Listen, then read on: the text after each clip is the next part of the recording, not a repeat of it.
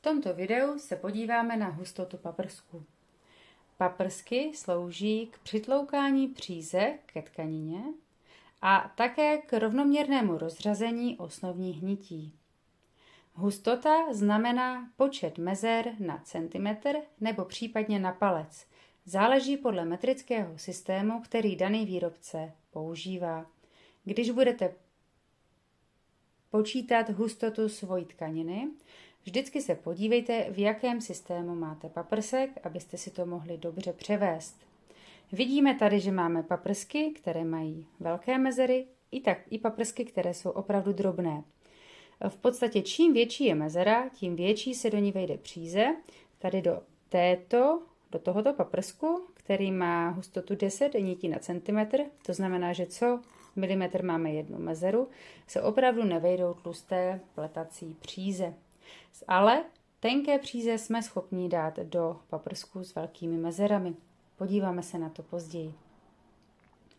Na paprsku uvidíte, jakou má hustotu a nejčastěji tady na krajích bývá to napsané, pokud to není napsané nečitelně jako tady. Tady vidíme značení 20 a 50.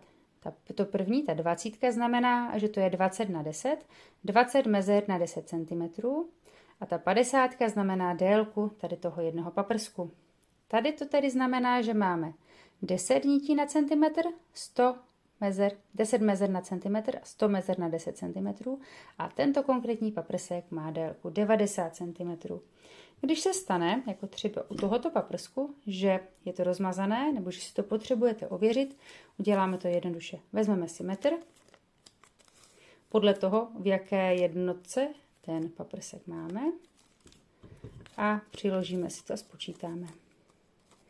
Takže vidíme tady, že máme 1, 2, 3, 4 a 5 mezer v 1 cm.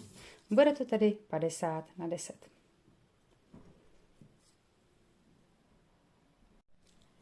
Jak už jsem říkala, máme dva způsoby, jak můžeme zaznamenávat hustotu paprsku podle metrického systému výrobce. Podíváme se na první řádek, kde máme 40/10 anebo v závorce 40/10, což znamená 40 mezer na 10 cm. A nebo potom je druhá varianta v případě výrobce, který používá palce. Můžeme se potkat třeba s označením 8 dpi, 16 dpi, 12 dpi. Znamená to 12 dents per inch neboli zářezů do palce. Mezer do 2,5 cm. A potom tedy ta hustota může být zapsána v projektu nejrůznějšími způsoby. Může být 10 na centimetr, 10/1 cm, může být také 100 na těch 10, jak tam potřebujete, a nebo taky 25 EPI. 25 EPI znamená 25 ends per inch, což vidíme tady konečku do palce. Těmi konečky jsou zde myšlena jednotlivá vlákna příze, kterou používáme. Takže tady vidíme 3 základní zkratky. EPI, což značí počet nití v tkanině, které jsou v 1 cm nebo i v jednom palci, podle toho, který metrický systém používáte.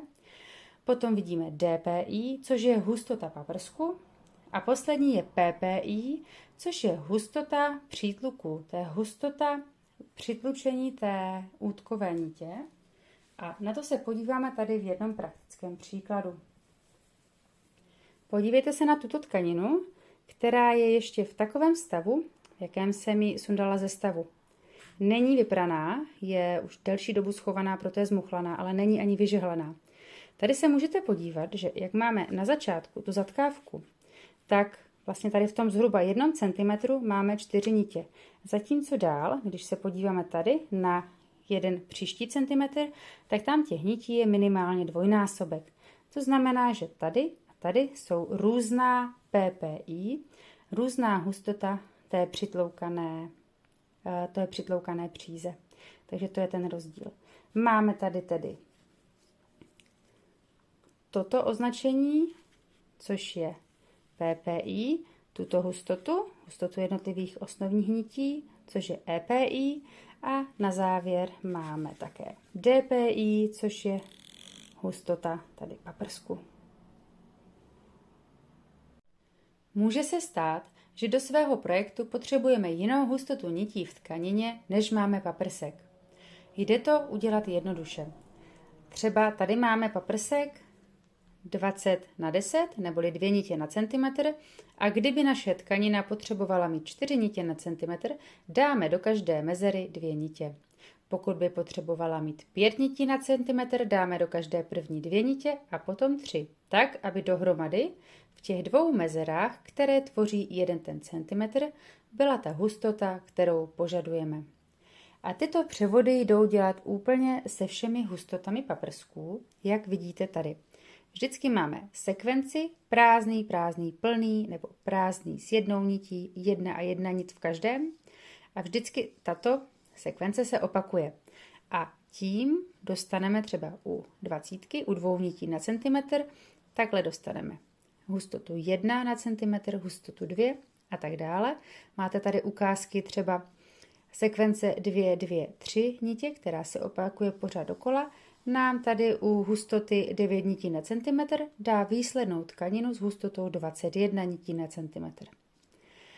Můžete si to buď odvodit, zkusit pokus omyl, a nebo si to můžete i vypočítat. Máme tady vzoreček a nejdříve tedy vezmeme hustotu tkaniny, kterou chceme, vydělíme ji počtem nití v centimetru, který máme na paprsku, který budeme používat, a vyjde nám číslo. Většinou nám to číslo vyjde nějak desetinné. A teďka potřebujeme zjistit, jaký zbytek tam je, který nám potom přebývá, a ten musíme rozdělit rovnoměrně mezi ty jednotlivé chlívečky na paprsku. Takže buď si ten zbytek vypočítáme normálně z hlavy, anebo pomocí vzorečku. Máme tady opět tu hustotu tkaniny a odečteme od ní to celé číslo z výsledku krát počet mezer v centimetru. A ten zbytek teda rovnoměrně rozprostřeme do počtu mezer na centimetr.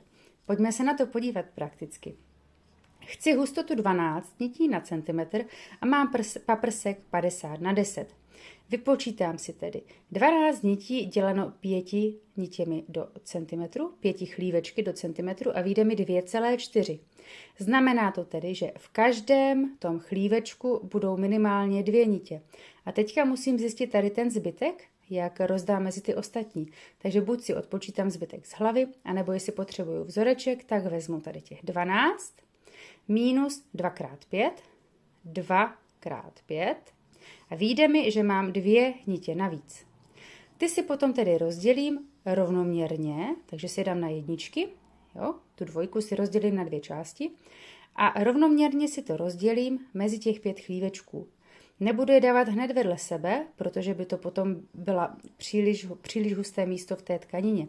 Podíváme se, jak to vypadá prakticky, ještě na ten kousek látky, který tady mám. Když se totiž podíváte sem, a to je i jeden z důvodů, proč ho pořád jako mám schovaný, tak vidíte, že tady ty nitky mají pravidelně zhruba tak 1 za centimetr, jak kdyby rýhu, jo, v té tkanině. Je tam takové trošku odstává, místo, které více odstává. A je to jednoduše proto, že tuto tkaninu jsem tkala na paprsku hustoty 50x10 a potřebovala jsem výslednou hustotu mít 9 nití na centimetr. A abych je tady rozprostřela pravidelně, měla jsem 2 a 2, 4x2 nitě a tu poslední jsem měla jenom 1. Jo? Protože kdybych měla všude 2, tak mě to udělá 10 nití na centimetr. A vlastně v té tkanině, která ještě není nijak vypraná, je to vidět. Krásně tady pravidelně vidíte. Jo? Potom po vyprání to zmizí. Někdo to vidí, ale většinou to opravdu zmizí. Je vhodné mít paprsek co nejbližší té hustotě, kterou plánujete použít, ale pokud ho opravdu nemáte, dá se tomu takto vyhnout a takto přizpůsobit.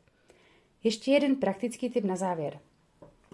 U třeba takto krátkých paprsků, to je opět ta 50, kterou jsem ukazovala, je jednoduché na první pohled najít prostředek. Ale když máte paprsek, který je trošku větší a už je to trošku těžší ten prostředek najít, je dobré si ho nějak označit. Já třeba u toho svého největšího paprsku mám tady danou takhle drobně nitku, To je strana, kterou mám většinou k sobě otočenou. Ta nitka je tady šoupnutá úplně nahoru, nijak mi tam nevadí, ale když ho provlíkám a když se orientuju na stavu, mám to prostě označené. Neznačte to tady nahoře, protože většina stavů tyto části má schované a nejsou vidět. Samozřejmě, pokud ten váš to má vidět, klidně si to tam označte.